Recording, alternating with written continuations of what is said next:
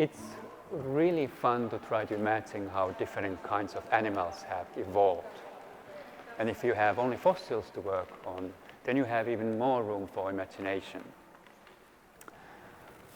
But luckily, most fossils are made of teeth, the hardest part of animal body. And from teeth, we can reconstruct what extinct animals have eaten, but then teeth themselves actually offer us a riddle to solve.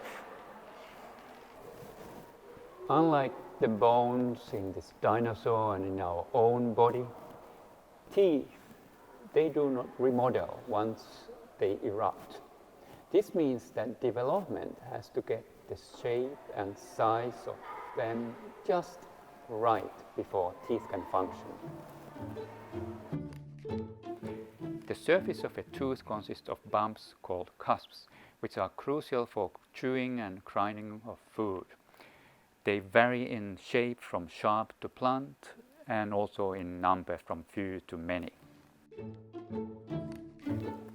The embryonic development is excellent at producing copies of parental morphologies, but for evolution to happen, development must allow imperfections to its fateful reproductions.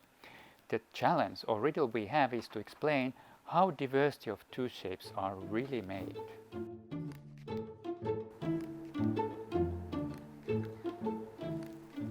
Amazingly, we can culture a mouse tooth on a petri dish to study how the cusps develop.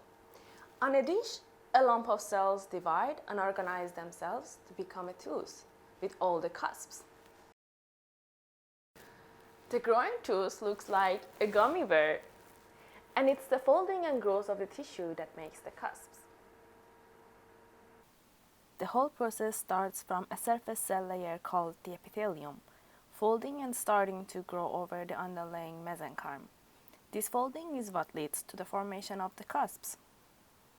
The tooth is all soft at this point, and only hardens when the shape is ready for enamel and dentin. This means evolutionary changes has to happen before the tooth hardens. This is gummy bear stage.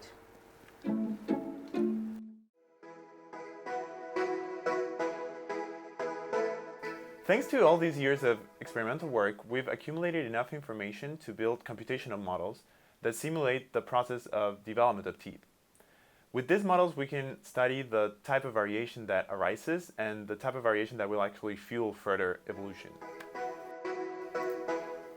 This is an example simulation of tooth development. We have in red the signaling centers that instruct the surrounding epithelium to grow downwards.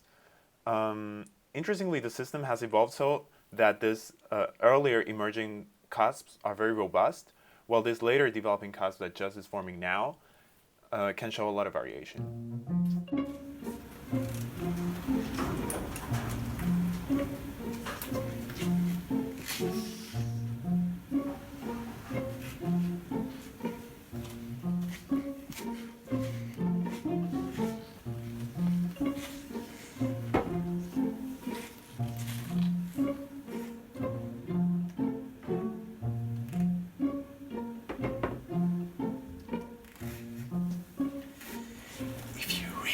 To appreciate different kinds of teeth and how they vary from individual to individual, there's nothing better than a museum collection.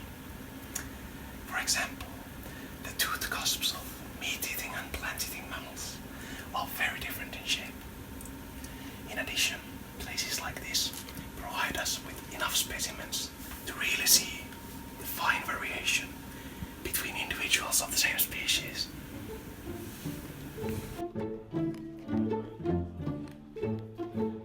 We know, or at least we think we know, that development is not only a passive producer of diversity.